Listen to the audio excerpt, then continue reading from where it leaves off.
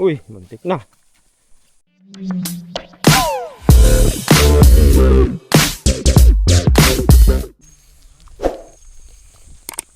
Pagod na ako ah.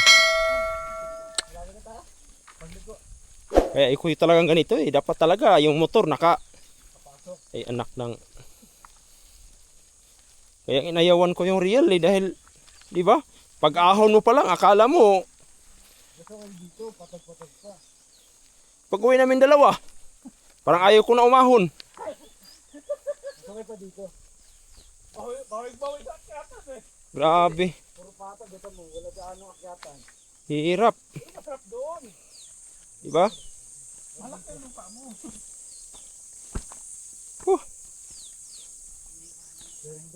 Sina. Di kasi nila yung mayandak eh. Dito ko na dahil. Sabi ko na nga. Pakasok ko dito sa bundok na to. Alright. So guys. Ito na. Parang habang tumatagal, parang 50 kilos na itong binubuhat ko eh. 10 kilos lang naman yan, tay. Parang ang bigat. Kulang yan. Dito lang yan. Ha? Dito lang. Mabigat sa akin. Ganda kayo kasi. May tubig pa. Ha? Oy! Yanda ka diya. Banti ka, teka lang. Talaga yan.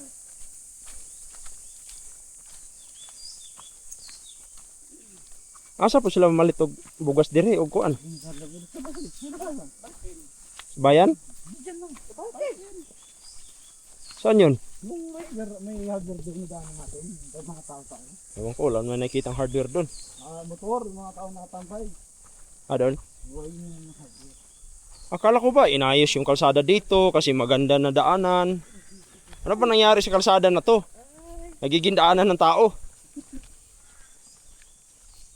Di ba? Bay, walang ano dito, bay. Walang ano yung usok.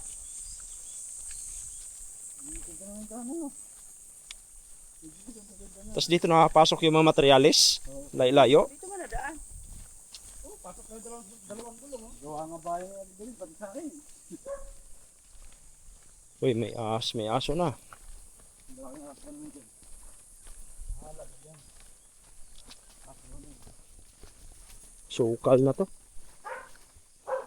Dito tayo. Uy, muntik na. Saan na siya?